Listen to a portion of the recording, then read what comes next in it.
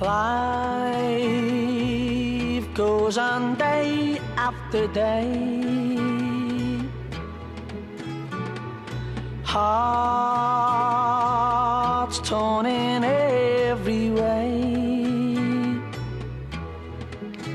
So ferry cross the Mersey, 'cause this land's the place I love, and here I'll stay.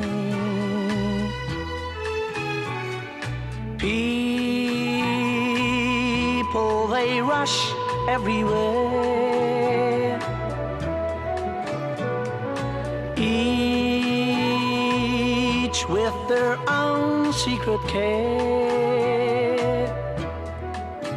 So ferry cross the Mersey and always take me there, the place I love. People around every corner, they seem to smile and say, we don't care what your name is, boy, we'll never turn you away. So I'll continue to say, here I always will stay. So ferry cross the Mersey, 'cause this land's the place I love, and here I'll stay, and here I'll stay, here I'll stay.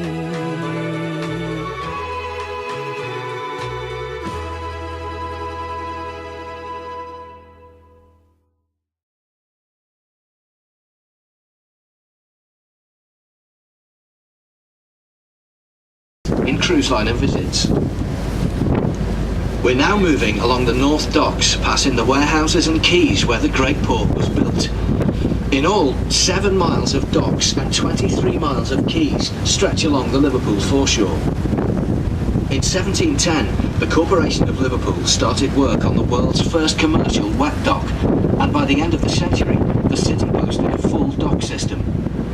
Steam had revolutionised shipping, and this, combined with the Industrial Revolution and the opening up of the Americas, secured Liverpool's future as a trading city and a major port. Liverpool's unique character has been influenced by a diverse mix of races: Welsh commercialists, Irish immigrants, West Indians, Africans and Chinese. The city is home to the oldest Chinese community in Britain, and this melting pot has produced a population characterised by its vitality, resilience and extreme sense of humour.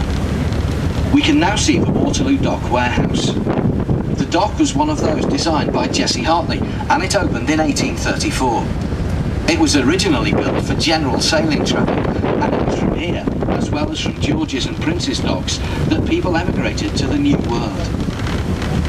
With the repeal of the Corn Laws in 1844, it became extremely profitable to import cheap corn from overseas, particularly North America, and in 1868, 3 new warehouses were erected specially designed to process grain.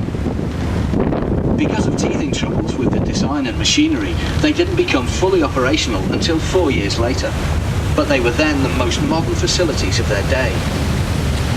However, one block was destroyed by enemy bombs during the Second World War, another was demolished in 1969, and after falling into disuse in 1988, the one that you see was saved and was beautifully restored and converted into apartments in 1990. Liverpool had prospered from trade with the British West Indies and the American colonies during the 18th century. A latecomer to the triangular trade of cheap goods to Africa, slaves to the sugar plantations, and sugar, rum and tobacco home to England. Liverpool nevertheless came to dominate the slave trade until its abolition in 1807. The growth of the United States of America provided Liverpool with growing volumes of trade, and new docks opened on the Mersey in quick succession during the 1800s. The city was described as the gateway to the British Empire and the door to the New World. Between 1830 and 1930, over 9 million people left Liverpool in search of a better life. Before steamships were introduced, these journeys were extremely hazardous. To sail to America would take 35 days, and the trip to Australia lasted from 10 to 17 weeks, depending on wind and weather. The ships were crowded,